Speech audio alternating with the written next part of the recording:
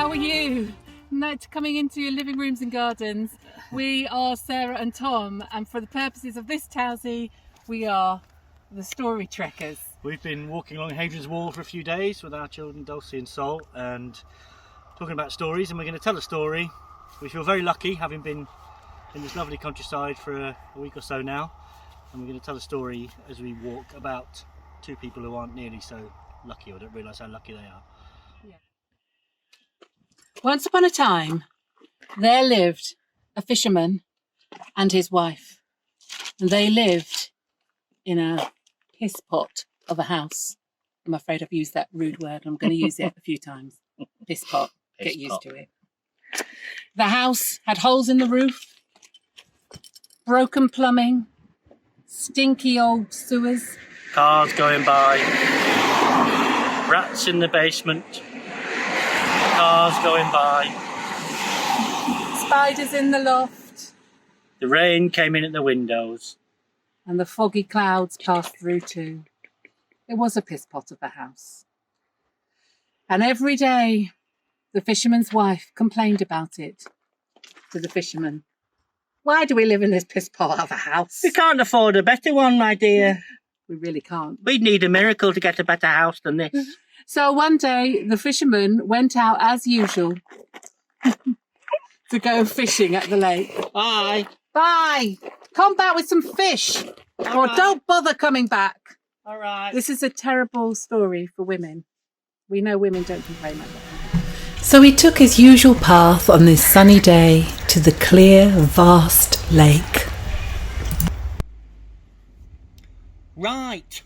I better try and catch a fish to keep my wife happy. It'll have to be some blooming fish. Still, here we go.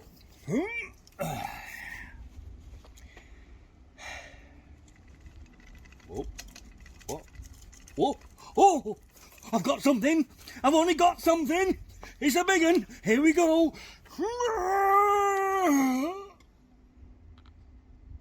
What kind of a fish are you? I'm no fish. I'm an enchanted prince. Right. Well, that will definitely make my wife happy. I'm going to fry you up for supper. No, instead of eating me, wouldn't you, like a good wish instead? A wish? You can grant me a wish. Anything. Anything? I wish for a really big fish. No. Even better. My wife has always wanted something more than our little hovel of a house. Could you grant us a cottage? Go home. It is done. Right. That was easy. Thanks. And their old hovel had turned into a lovely little whitewashed cottage, complete with clucking hens and bleating goats.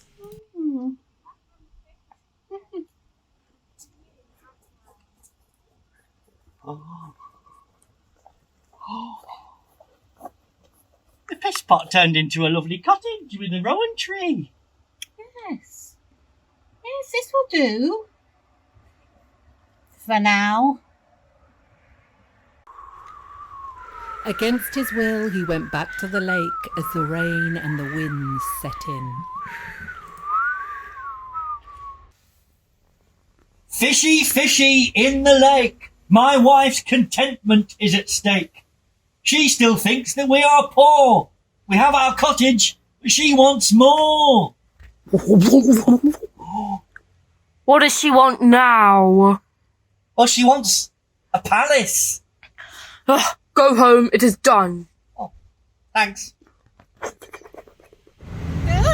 And their lovely whitewashed cottage had turned into a palace, complete with tapestries and its own cannon.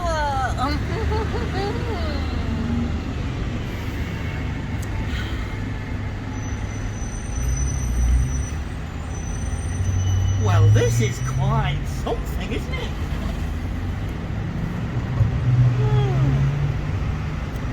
It'll do.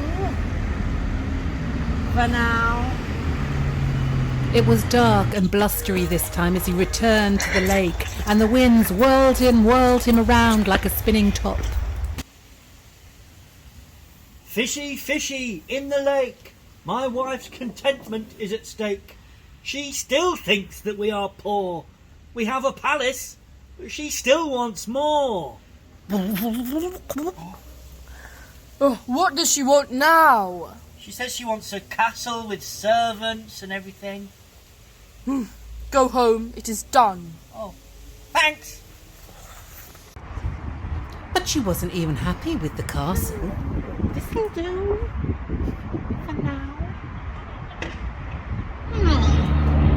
The thing is, I'm looking out from my turret of my castle, and I can see all that city beyond, and the factories, and the lakes, and the mountains, and the fields, and the farms, and the wind farms, and the buildings, and the towns, and the countryside, going on forever and ever, and I'm wondering why we don't own that. So he stumbled back to the turgid lake through a ferocious storm, and the winds whipped around him.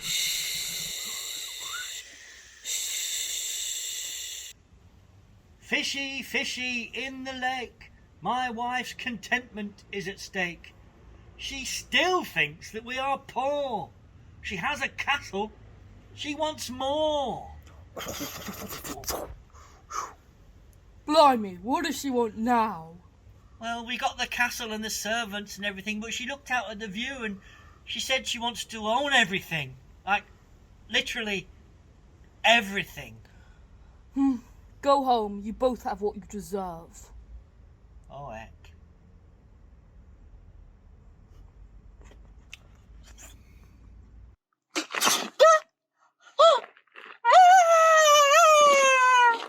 Oh no, we're back in the piss pot house. What happened? You know what I think happened? What? I think you asked for too much from that flounder.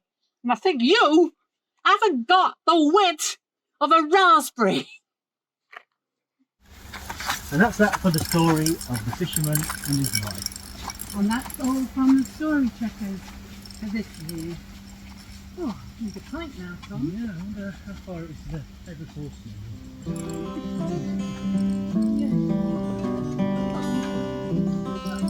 Hello, I'm Kaz, and I've got a favourite story for you today.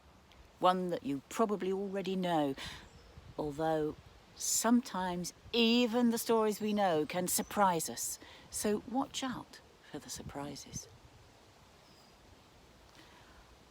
Once upon a time, there was a little old woman and a little old man, and they were hungry.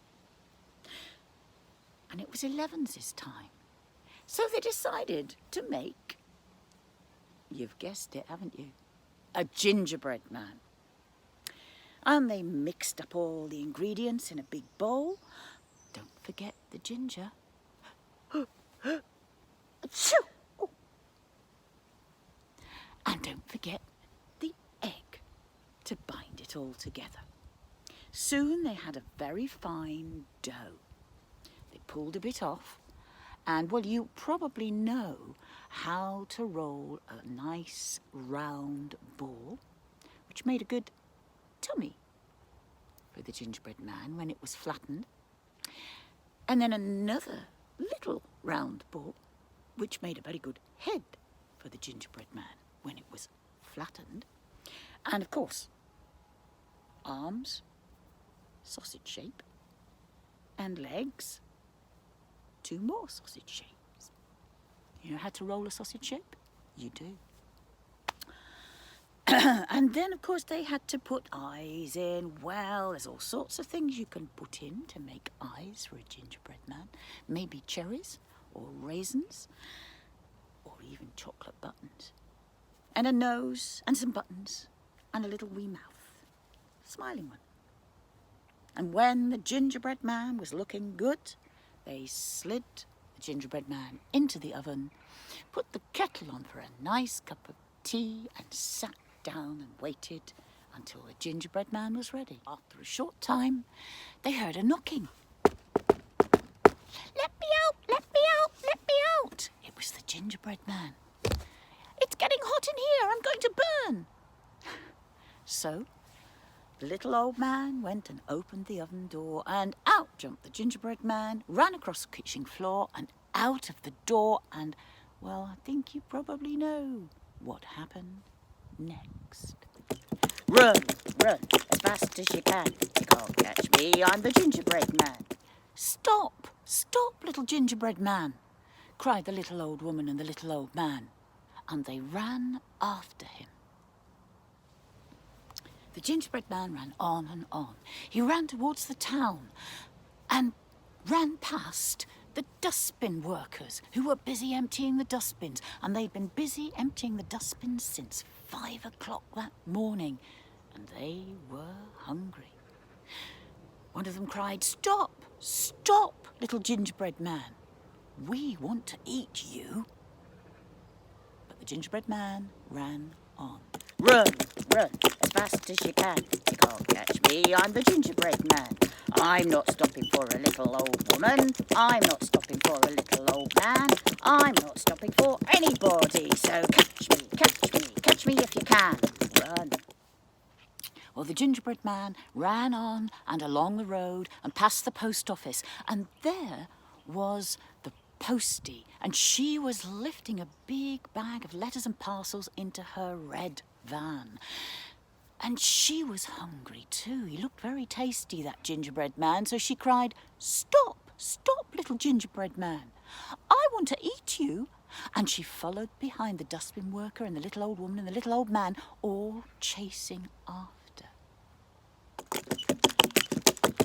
Run, run, as fast as you can. You can't catch me, I'm the gingerbread man.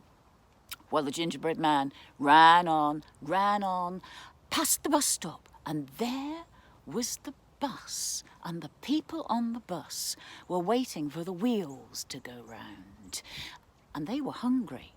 So they cried, "Stop, stop, little gingerbread man. We want to eat you."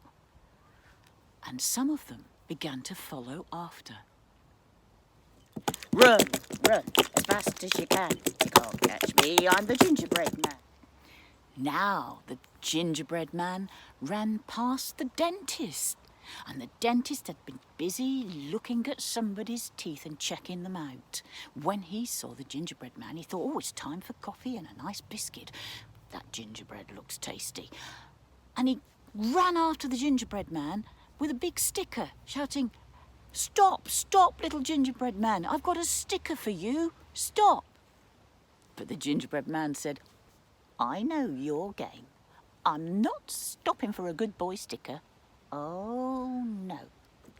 Run, run, as fast as you can. You can't catch me, I'm the gingerbread man." The gingerbread man came to the football stadium, and there were all the fans jumping up and down in their seats because somebody had just scored a goal, and they were shouting at the tops of their voices. But when the gingerbread man ran across the pitch, they changed their tune. "Stop, stop, little gingerbread man. Gingerbread man, gingerbread man. Ginger, ginger, ginger, ginger, gingerbread man." But the gingerbread man wasn't going to stop for the football fans. Oh, no. And now the gingerbread man ran past your house, and you saw that gingerbread man out of your window, and you were feeling hungry.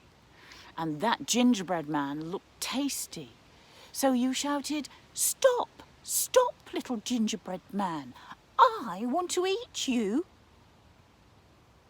But the gingerbread man wasn't going to stop for story time. Run, run, as fast as you can. You can't catch me, I'm the gingerbread man. I'm not stopping for a little old woman. I'm not stopping for a little old man. I'm not stopping for the dustbin workers or the postie with her big red van. I'm not stopping for the people on the bus, and the wheels go round and the wheels go round. I'm not stopping for a good boy sticker or the football fans at the football ground. I'm not stopping for the story time. Run, run, as fast as you can. You can't catch me, I'm an alien. Just a minute. There isn't an alien in this story. Oh, yes, there is. Oh, no, there isn't. Well, I'm tired. Oh, dear. Having a bit of a moody. Well, my little jig doll gingerbread man is having a bit of a moody and he's gone off to play outer space with his friends. But don't worry, because we can finish the story.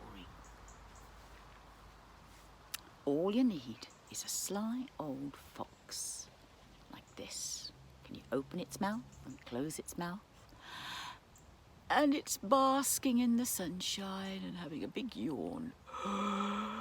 And along comes the gingerbread man and stops at the river. Oh no, I can't swim. What shall I do? What shall I do? I'll help you, says the fox. Oh, will you, fox? That's so kind. Jump upon my back. So the gingerbread man jumps onto the fox's back, and the fox begins to swim across the river. But his back is quite low in the water. So the little gingerbread man cries, oh no, my feet are getting wet. My feet are getting wet. They'll go all soggy and drop off. What shall I do? What shall I do? Jump upon my head, says the fox. So the gingerbread man jumps upon the fox's head, and the fox carries on swimming in the water, but his head is getting quite low in the water. Oh no, my feet are getting wet. They'll go all soggy and drop off. What shall I do? Jump upon my nose, says the fox. So the gingerbread man jumps upon his nose, and the fox tosses him into the air and gobbles him all up. Tasty. Well, I always thought that was the end of the story. But one day, some children who'd been listening told me there was more. No, they said. What happened next was the little old woman and the little old man took everybody home and made a chocolate cake, and they all had a lovely slice of chocolate cake and a cup of tea. Hello, I'm Kaz, and here's Grandma, my little grandma. When I was very small, my grandma was very tall. But as I grew bigger and bigger and bigger, my grandma grew smaller and smaller and smaller until she was just a little memory like this. And there were two things my grandma loved to do best. She loved to dance and she loved to tell stories. Sally go round the sun, Sally go round the moon, Sally go round the chimney pot on a Saturday afternoon. Woo!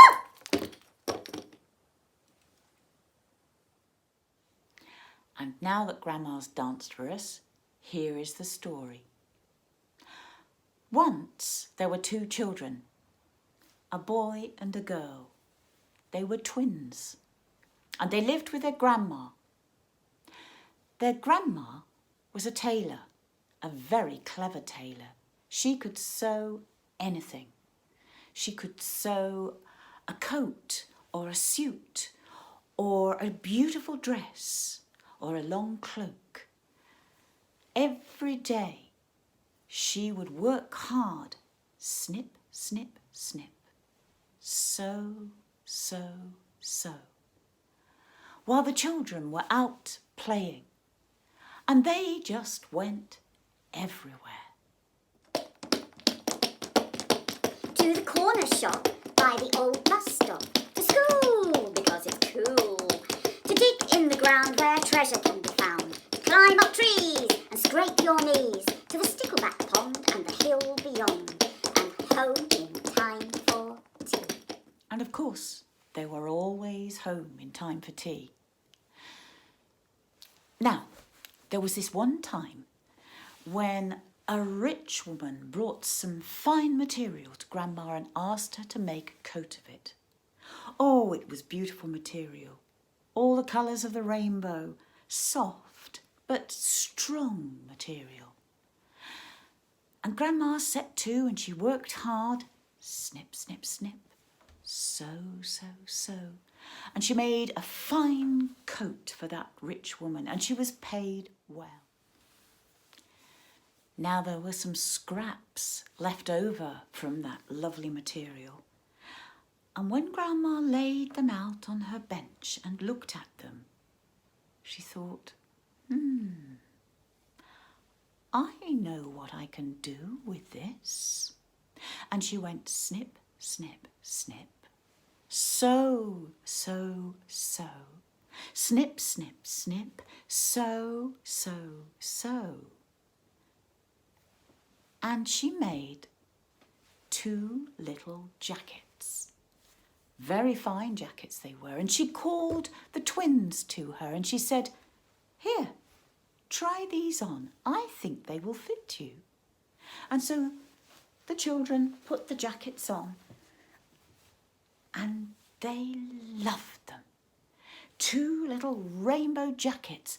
They loved their rainbow jackets. They loved them so much that the very next day they went out in them, and the day after that, and the day after that, and the day after that. They wore those jackets everywhere.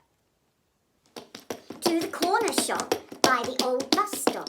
To school because it's cool. To dig in the ground where treasure can be found. To climb up trees and scrape your knees. To the stickleback pond and the hill beyond. And home in time for tea. One fine day many weeks later, Grandma gave the children some money and asked them to buy some eggs from the corner shop. "And if there's any pennies left," she said, "you can get yourselves some licorice." Well, the children, they were very excited and they started to put their jackets on.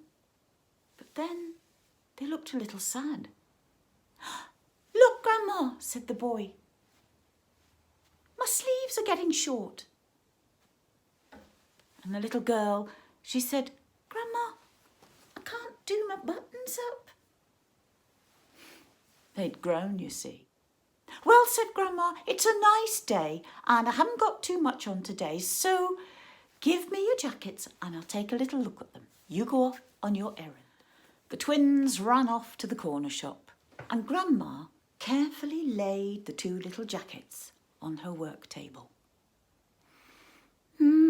Too small," she said, "but the material is still strong and good. I know what I can do with this." And she went snip, snip, snip, sew, sew, sew, snip, snip, snip, sew, sew, sew, until she had made 2 lovely pairs of shorts. And when the twins came back from the corner shop and saw the beautiful rainbow shorts that their grandma had made, they were delighted and they clapped their hands and they tried the shorts on, and those shorts fitted them perfectly. And now they went everywhere. All the other kids at the village school thought the twins were really cool in their rainbow shorts.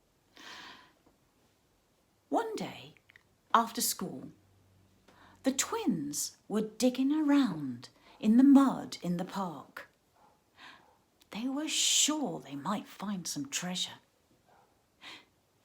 And there was something glinting under the mud. Both of them together reached down to see what it was, and as they did so, there was a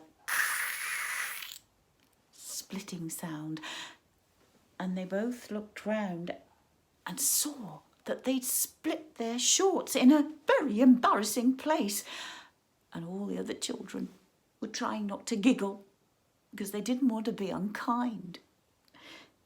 And the twins, they ran home as quickly as they could to their grandma and said, "Oh, Grandma, we've grown out of our shorts. They've got too small for us and they've split in the most embarrassing place." "Oh dear," said Grandma, "let me take a look." And she took the shorts and she laid them down on her work table. Well, those shorts had split, but the material was still good. "I know what we can do with these," said Grandma. And that night, while the children were in bed, she went snip, snip, snip, so, so, so, snip, snip, snip, so, so, so, snip, snip, snip, so, so, so. And the next morning, when the children came down for breakfast, Grandma presented them with 2 little hats, one for each of them. Oh, they loved their little hats. Oh, they went everywhere in their little rainbow hats. And one day, the twins were climbing a tree in their rainbow hats, both of them climbing up the tree, helping each other from branch to branch, higher and higher and higher. And then suddenly, those little hats got caught, both of them, in one of the spiky branches of the tree, and the twins reached up and they tried to get their hats back. And when they did, both hats were torn quite in half. Well, carefully they scrambled down the tree again and ran back to their grandma.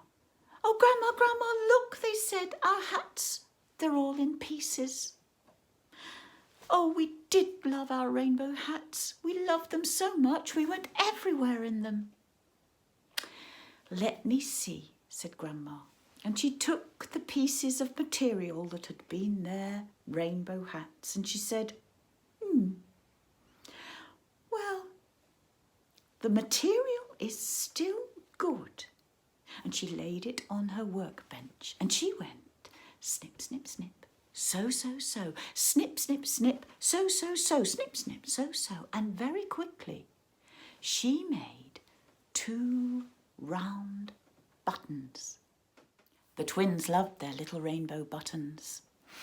They kept their little rainbow buttons in their pockets and they went everywhere with those rainbow buttons in their pockets. And one day, a long time later, the twins had been fishing for sticklebacks in the stickleback pond. And then they decided to do some racing up and down the hill. And when they were out of breath, they stopped at the top of the hill and reached into their pockets to check that their buttons were there. "Oh," said the boy, "I've got a hole in my pocket." "So have I," said the girl. "No button." Well, they looked and they looked. They looked on the hillsides, they looked in the meadow, they looked in the reeds by the stickleback pond. No buttons. And they walked slowly and sadly back to their grandmother's cottage and through the door, and she could see something was wrong. "Oh dear," she said, "what's happened?" "We've lost our rainbow buttons," they said. "And we loved our rainbow buttons and we wanted to keep them forever and ever and ever." "Well now," said Grandma, "let me see. I think we can do something about this." And she made a story. And that's the story that I've just told you. And if you tell this story to somebody else, who tells it to somebody else, who tells it to somebody else, it will go on forever and never be lost. Sally go round the sun, Sally go round the moon, Sally go round the chimney pot on a Saturday afternoon. Woo!